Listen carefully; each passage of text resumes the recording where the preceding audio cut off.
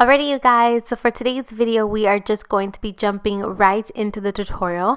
I'm starting off with my eyelids already primed, and then I'm going to go ahead and apply some Scotch tape to the outer corner because Scotch tape just makes doing a very cat eye look very easy to do. So since we are going to be going for a very precise, sharp line, I decided to just go ahead and apply some Scotch tape. So I'm also going to be working off the Lorac Pro 2 palette.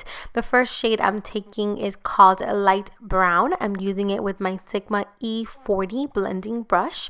I'm going to pack this color from inner corner to outer corner, but once I get to the outer corner, I'm actually going to flick it towards that tape to create that elongated eye that we are going for.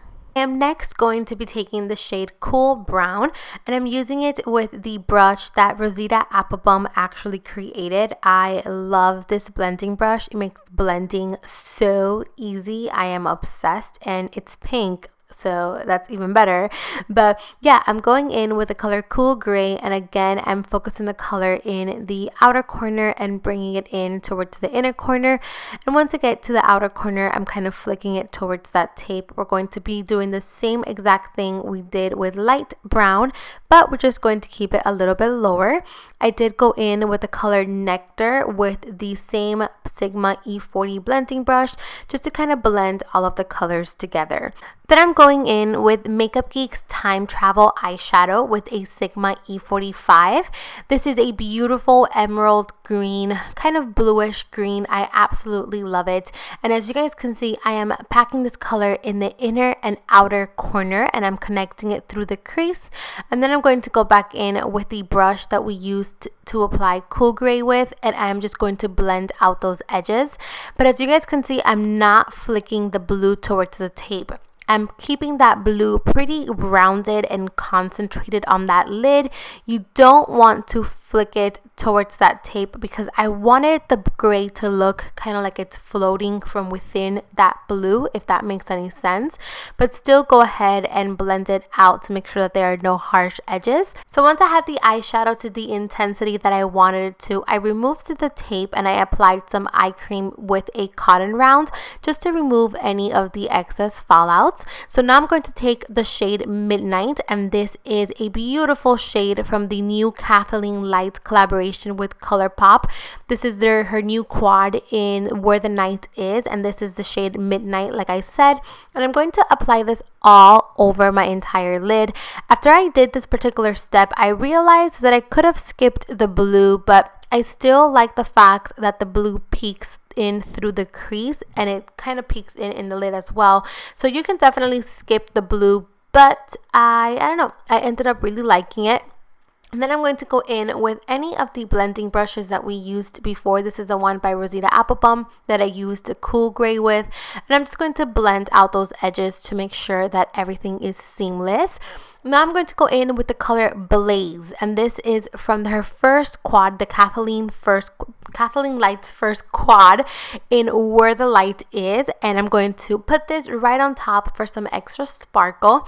And then I'm going to go in with Telepathy, which is the beautiful shade that's in her new quad, Where the Night Is. That sounded so confusing, this whole entire sentence, but I'm going to go ahead and I'm going to apply that to the center of the lid to attract some light. And then I'm going to go back in with a blending brush just to make sure that those edges are blended. I'm going to go in with the color Glow from her first quad, and I'm going to put this in the eyebrow bone just to make sure that everything is clean and nice. And this particular step is going to tie the whole entire look together. So I will not skip this step when doing a smoky eye. I definitely take the time to go back in and clean up that brow bone. So I did apply some mascara, and I also applied some lashes. For today, I am using the Cocoa Lashes in the style Foxy. So moving on to the skin, I started off by priming my skin with the Benefit Professional, and then I took a little bit of concealer and I applied that to some little pimples that I have because, you know, it's that time of the month. And then for foundation today, I'm actually going to be mixing the Cover FX Cream Foundation in shade G30 with the Maybelline Matte and Poreless Foundation in shade 128. This has been my favorite combination ever. And as you guys can see, yay, I'm finally matching with my neck. I am so excited to finally have some foundations that match. For the under eyes, I'm first going in with the Becca corrector. This is the peachy color corrector, and then right on top I'm going in with the Urban Decay Naked Skin Concealer in light neutral.